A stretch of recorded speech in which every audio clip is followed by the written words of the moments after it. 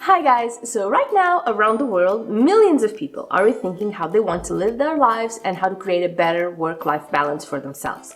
From that, the Great Resignation, or the Big Quit, was born. In the US alone, 24 million quit their jobs from April to September, many of whom didn't trade jobs and kept out of the workforce entirely.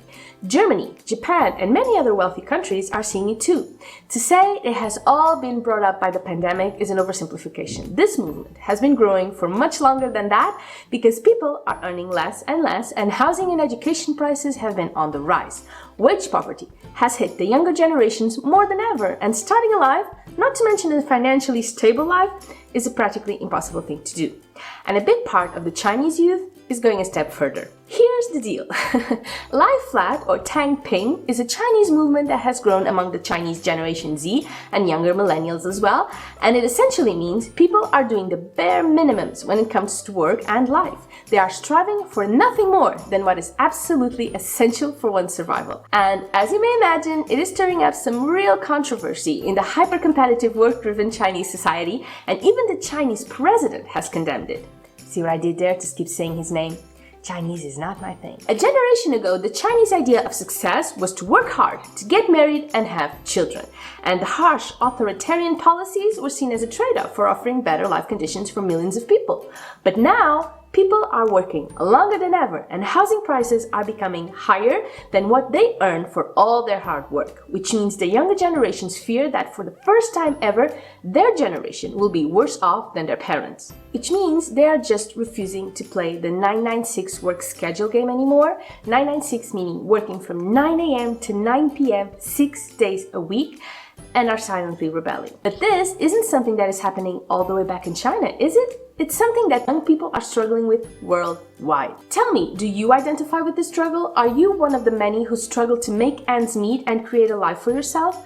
And what do you think of the lie flat philosophy? Do you think they have a point? Do you see yourself ever scaling down and living a simple, minimalistic life? Leave me a comment below letting me know. I would love to hear from you. And of course, some people would see it as laziness, as being too spoiled or privileged, even as depression. These kinds of movements aren't novelties.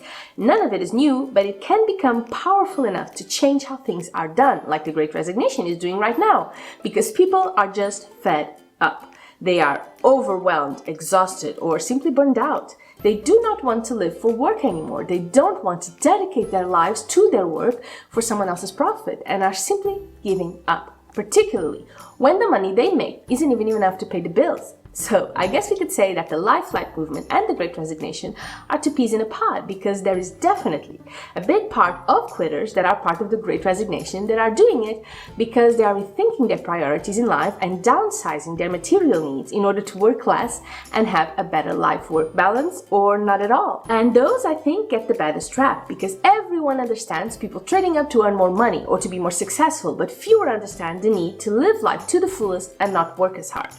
It all became even clearer after going through a pandemic. So many have died, and we were faced with our own mortality, and we all got to thinking, how much time did I waste going up that corporate ladder? If my life ended tomorrow, would it have all been worth it? The answer to that would probably be a no. And from that, deciding to live a different life from here on out is just a step away. In the Eurozone alone, it is estimated that about 2 million fewer people are employed than before the pandemic hit. Now, before we move on, let me just remind you real quick to give this video a thumbs up if you're enjoying it, so YouTube will know to show it to other people too. That way, you will be supporting my channel and helping other people watch videos they'll enjoy. I would also like to invite you to stop by my channel and take a look at some of my other videos. And if you like what you see, subscribe. I publish new content twice a week, plus my inspirational shorts. So, back to the lie flat movement. Here's how it started. In April 2021, a Chinese man in his mid-20s wrote about his experience embracing minimalism for 2 years. He called that post, "Lying Flat is Justice," and unfortunately, it has since been taken down by censorship. He talked about how he lived with his parents after quitting his job as a factory worker because he felt numb like a machine, and has been living a low-desire, zero-pressure lifestyle since. He wrote, "I haven't been working for 2 years. I have just been hanging around, and I don't see anything wrong with this. Pressure mainly comes from comparisons with your peers and the values of the older generation. These pressures keep popping up. But we do not have to abide by these norms. Lying flat is my philosophical movement. Only through lying flat can humans become the measure of all things. And when he wants to earn a bit of money for his few expenses, he travels to one of the world's largest film studios and works by acting as a dead body for movies. Yes, he earns money lying down.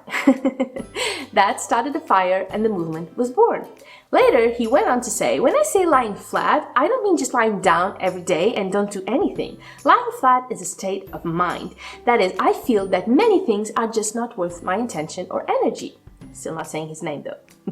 Now, there are some definite consequences to this movement and how it is spreading. Economically speaking, you have a huge chunk of young people stepping away from the workforce, and that means less productivity and less taxes being paid because people are earning less and spending less. But this also means less children are being born and an aging of the population as a whole. Until now, it was expected for the younger generation to work to support the older generations as they retired. Now, that just isn't guaranteed anymore. And we are already seeing a worker shortage for some sectors like hospitality and transportation, which is causing major supply disruptions all around the world. And as for corporate jobs, vacancies are going unfilled for longer than ever. Things are looking dire for businesses and countries everywhere because the lie flat movement has spread across the world to workers of all ages. Which isn't to say there aren't some major challenges for the quitters or those who have decided to join the lie flat movement.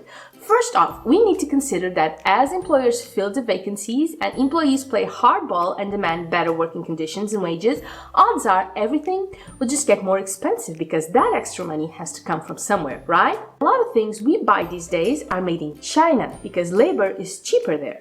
And with China dealing with their own employee shortages, well, that may not last for very much longer. Then we can't forget that these people are getting older, and if they're working gigs, earning less money, or just tapping out of the workforce altogether, how will they live when they retire? And then of course there's inflation. Inflation is on the rise and the lower paid jobs just aren't keeping up. So if the plan is making a little bit of money here and then when needed, or if they're taking a part-time job to be able to have extra time for other things, odds are it won't be enough for basic expenses, even if they're minimal. Inflation also erodes whatever savings there are, and if it causes the Feds to raise interest rates and that leads to the economy slowing down, unemployment will soon follow, and this hot job market that caters to workers instead of bosses will be a thing of the past. So even if they need to get back and find a job, odds are they will struggle. On the other hand, business owners need to realize that people in their 20s and their 30s want different things than the people who came before them. Younger workers want their work to be meaningful and to serve a higher purpose. They want to feel like it counts for something. And yes, they want the money and the benefits and the flexibility, but that isn't what will ultimately bring them back to the workforce. They need to feel like they aren't wasting their lives. Ambition isn't a top priority. A work-life balance, a good, healthy, meaningful life is. It's about time they realized that and adapted, and now is the perfect time to demand that change. Now, keep in mind that these people, the quitters, the ones who are lying flat, are only a small fraction of the workforce, although their numbers are considerable. We can't forget about the ones who stayed on, the ones who were left behind to carry all the workload on their shoulders.